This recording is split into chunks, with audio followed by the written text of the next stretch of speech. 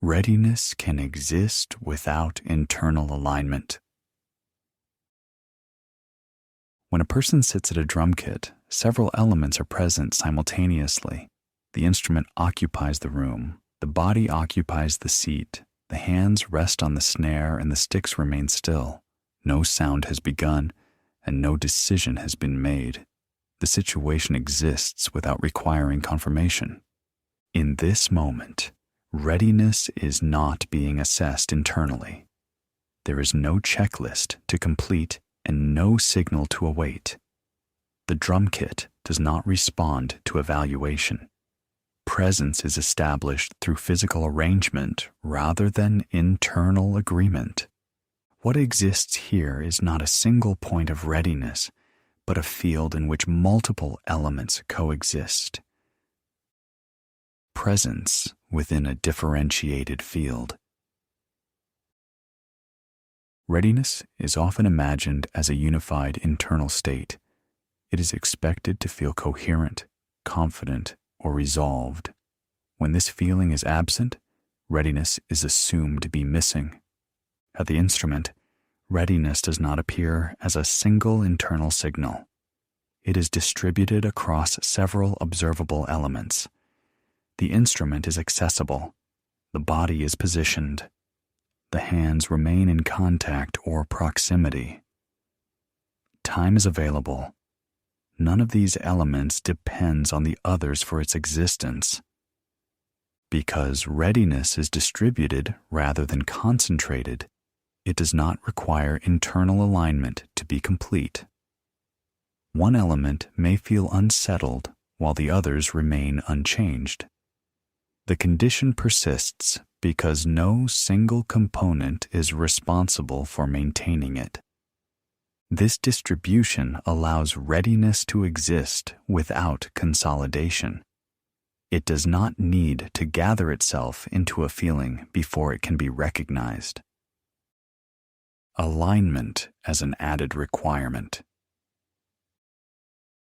Internal alignment is often treated as a prerequisite for readiness. Attention is directed inward to determine whether motivation, confidence, or clarity has arrived. Until these signals appear, readiness is postponed. At the drum kit, this postponement is unnecessary. The physical configuration already supports engagement. The environment does not wait for internal agreement to remain available. The instrument remains within reach, regardless of internal coherence. This does not deny the existence of internal states. It removes their authority as gatekeepers. Alignment may occur, but it is not required for readiness. Readiness is an observable condition rather than a subjective conclusion. Multiple elements, one condition. When readiness is defined structurally, no single element carries responsibility. The hands, the instrument, the room, and the passage of time all contribute equally. None of them dominates the field. This lack of hierarchy creates stability. If one element fluctuates, the condition remains supported by the others. Attention may wander. Energy may rise or fall. Uncertainty may appear. The arrangement persists. Readiness does not collapse when internal states change because it was never dependent on them. It remains available as long as the field remains intact. This understanding shifts readiness from something that must be achieved to something that can already be observed. Neutral states reconsidered. When readiness is tied to internal alignment, neutral states are often misread. Indecision is labeled as unreadiness. Stillness is interpreted as hesitation. Silence is treated as a failure to begin. Within a distributed field, these interpretations lose their force.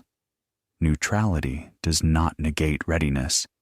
It occupies one position among many elements in the field.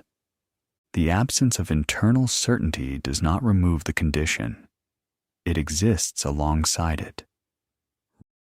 Readiness without internal permission. By recognizing readiness as a condition formed by arrangement rather than feeling, a false requirement is removed. Nothing needs to align internally before readiness can exist. Nothing needs to be confirmed. This framing does not instruct action. It does not suggest persistence or effort. It does not promise progress or improvement. It clarifies that readiness does not require internal permission to be present. It is already there when the elements are in place.